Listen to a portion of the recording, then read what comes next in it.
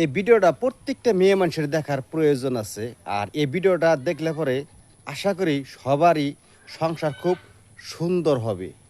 তো সবাই ভিডিওটা দেখেন আর উপভোগ করেন। ভিডিওটা ভালো লাগলে শেয়ার করে দিবেন।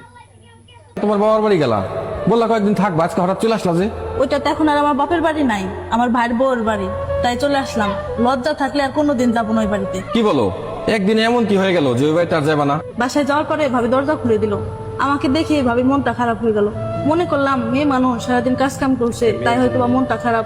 সারাদিন আর আমার সাথে কথা বললো না। রাত্রে ভাই বাসায় আইছে, ভাইয়ের সাথে খুব মেজাজ দেখাইতেছে। কেন, ভাই ভাবির মধ্যে আবার কি ঝামেলা হয়েছিল? বলতে পারি না। ভাবি খেয়ে শুয়ে পড়ছিল, ভাই ভাত বেড়ে আমাকে ডাকলো, আমি ভাই বাচ্চারা একসাথে খেলাম। ভাবিকে ডাকলাম, ভাবি আসলোও না, কথাও বললো না। কিছুক্ষণ পরে আমি ঘুম থেকে উঠে ভাবির রুমের পাশ দিয়ে ওয়াশরুমে যাচ্ছিলাম।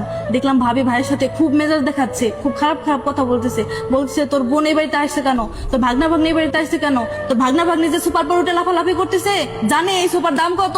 তোর বোনকে যদি দেখার ইচ্ছা থাকে তাহলে বোনের বাড়ি যা দেখে আসবি। তোর বোন যদি আর এখানে আসে আমি আর এই বাড়িতে থাকবো না, এগুলা বলতেছিল।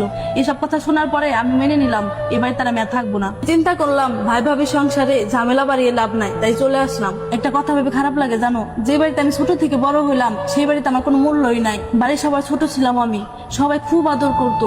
এখন সেই বাড়িতে আমার কোনো অস্তিত্বই নেই, সব এখন ভাবির ইশারায় চলে। মন খারাপ করো না, আমি আছি তো। বাপের বাড়ি যেতে মানা করলেই তো তোমার মাথা খারাপ হয়ে যায়। মনে করো সেখানে কি না কি হয়ে গেল। আজকে আমি বুঝতে পারলাম একটা মেয়ের সুখ শান্তি জান্নাতি হচ্ছে স্বামীর সংসার। স্বামীর সংসারের মতন শান্তি পৃথিবীতে আর কোথাও মিলে না। আরে থাক, আমিও তো কত সময় তোমার সাথে রাগারাগি করি। তুমি যেমন আমার সাথে রাগারাগি করো তেমন আমাকে ভালোবাসো। অসুস্থ হলে আমাকে সেবা করো, আমার যখন যা লাগে তুমি তাই এনে দাও। তাই আজকে আমি একটা কথা বুঝতে পারলাম, স্বামী ধনী হোক বা গরিব হোক, স্বামীর সংসারই হচ্ছে একটা মেয়ের প্রকৃত জান্নাত। এই পৃথিবীতে স্বামীর মতন কেউ ভালোবাসবে না, স্বামীর মতন কেউ দায়িত্ব নেবে না। আজকে এই কথাটা আমি ভালো মতন বুঝতে পারছি। বন্ধুরা, ভিডিওটা কেমন লাগলো অবশ্যই মতামত জানাবেন।